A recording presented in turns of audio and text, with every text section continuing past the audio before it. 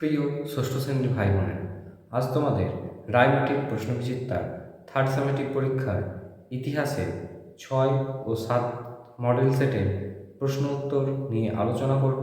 আলোচনা শুরু করার আগে তোমরা যারা আমার চ্যানেলে নতুন তারা চ্যানেলটিকে সাবস্ক্রাইব করে পাশের বেল আইকন প্রেস করে রেখো। আর তোমরা যদি আগের সেটের আলোচনাগুলি না দেখে থাকো তাহলে চ্যানেলের প্লে লিস্টে গিয়ে আলোচনাগুলি দেখে নিতে পারো। তো চলো আলোচনা শুরু করছি। সঠিক উত্তরটি নির্বাচন করে লেখো। ইন্দো আর্য সাহিত্যের প্রাচীনতম নিদর্শন হল ঋগ্বেদ। ঋগ্বেদের যুগে রাজা ছিলেন একটি গোষ্ঠীর প্রধান। প্রথম বৌদ্ধ সংগীতের সভাপতি ছিলেন, উত্তরটি হবে মহাকাশ্যপ। তারপর মহাক্ষত্রপ উপাধিটি গ্রহণ করেছিলেন রুদ্রতাম্য। মহাভাষ্য হল একটি সংস্কৃত ব্যাকরণ। সকারি উপাধি গ্রহণ করেছিলেন দ্বিতীয় চন্দ্রগুপ্ত। ব্রহ্মগুপ্ত ছিলেন একজন জ্যোতির্বিজ্ঞানী। চন্দ্রকেতুগড় এর ধ্বংসাবশেষ পাওয়া গেছে উত্তর 24 পরগনা জেলায়। ভারতের প্রথম সাম্রাজ্য তৈরি করেছিলেন মৌর্য রাজাগণ।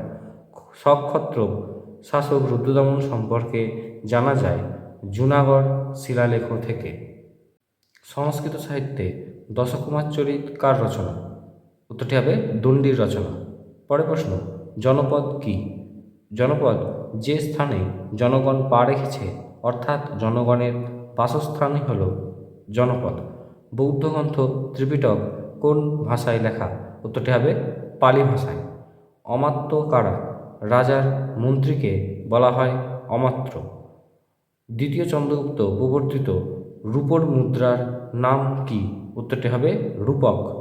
শিলাদিত্য উপাধিটি কার? উত্তরটি হবে হর্ষবর্ধনের। ভারতের কোন রাজা আলেকজান্ডারকে ভারত আক্রমণে সাহায্য করেছিল? উত্তরটি হবে রাজা অম্ভি। মিনান্দার কে ছিলেন? মিনান্দার ছিলেন ইন্দ্র গ্রিক রাজাদের মধ্যে সবচেয়ে বিখ্যাত রাজা। শূন্যস্থান পূরণ করো। দক্ষিণ ভারতের একমাত্র মহাজনপদটি হল অসমুখ। আর্যসত্য ছিল ড্যাশ ধর্মের অংশ? উত্তরটি বৌদ্ধ ধর্মের। হর্ষবর্ধন ড্যাশ বংশোদ্ভূত রাজা? পুষ্যভূতি। মৌর্য যুগে অর্থনীতির মূল ভিত্তি ছিল কৃষিকাজ। প্রাচীন ভারতে হুন আক্রমণকে প্রতিহত করেছিলেন রাজা স্কন্দগুপ্ত। বিখ্যাত রথ মন্দির নির্মাণ হয়েছিল পল্লব রাজাদের আমলে। সূর্য সিদ্ধান্ত গ্রন্থের রচয়িতা হলেন বরাহ মিহির। সত্য মিথ্যা? অথর্ববেদে জাদুমন্ত্র সংকলিত হয়েছে। সত্য। জৈন ধর্মের শ্বেতাম্বর গোষ্ঠী ছিল স্থূলবদ্ধ। সত্য। দ্বিতীয় রুদ্রসেন ছিলেন বাকাটক রাজবংশের রাজা। সত্য। চিকিৎসাশাস্ত্রকে প্রাচীনকালে উপবেদ বলা হতো। সত্য। আজীবিকদের জন্য গুপ্ত রাজারা গুহাবাস নির্মাণ করেছিলেন। এটি সত্য। কারসাকন ছিল এক ধরনের রাজস্ব। এটি মিথ্যা। পরের সেটের আলোচনাটি দেখে নাও। সঠিক উত্তরটি নির্বাচন করো।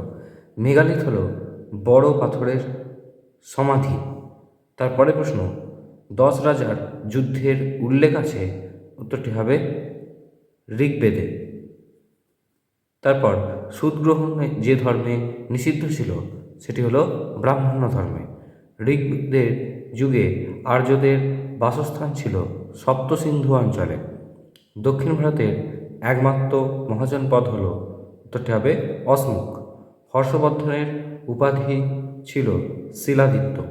কলিঙ্গের প্রথম শক্তিশালী রাজা ছিলেন, উত্তরটি হবে খারবেল। গাথা সপ্তশতীতে গাথার সংখ্যা ছিল 700টি। গুপ্ত আমলে ধর্মীয় উদ্দেশ্যে জমিদানকে বলা হতো অগ্রহার প্রথা। গুপ্তযুগে রোজকার কাজকর্ম ব্যবহার করা হতো তাম্রমুদ্রা। সঙ্গম সাহিত্য যে ভাষায় রচিত সেটি হলো তামিল ভাষা। স্তূপের চারিদিকে 4টি তোরণ ছিল। তাম্রলিপ্ত বন্দরটিকে গ্রিক ভাষায় বলা হতো তামালিতেস। জীবক ছিলেন একজন চিকিৎসক। 2 দাগে দেখো, সংহিতা কথার অপর নাম কি? উত্তরটি হবে সংকলন করা। বেদের অপর নাম কি? উত্তরটি হবে শ্রুতি। মহাস্থানগড় কোথায় অবস্থিত? মহাস্থানগড় অবস্থিত বাংলাদেশের বগুড়াতে। ত্রিপিটক কোন ধর্মের প্রধান ধর্মগ্রন্থ? উত্তরটি বৌদ্ধ ধর্মগ্রন্থের। পার্শ্বনাথ কে ছিলেন? উত্তরটি হবে জৈন ধর্মের 23তম তীর্থঙ্কর ছিলেন পার্শ্বনাথ। মহাভারতের আদি নাম কী ছিল? উত্তরটি হবে জয়কাব্য। পরের প্রশ্ন, উপবেদ কাকে বলা হয়? চিকিৎসা শাস্ত্রকে উপবেদ বলা হয়। অর্থশাস্ত্র কে রচনা করেন? অর্থশাস্ত্র কৌটিল্য রচনা করেন। সুদর্শন হ্রদ কোন সম্রাটের শাসনকালে নির্মিত হয়? সুদর্শন হ্রদ চন্দ্রগুপ্ত মৌর্যের শাসনকালে নির্মিত হয়। বৈদ্য সুসেন লক্ষণের ক্ষতস্থানে কি লাগাতে বলেছিলেন?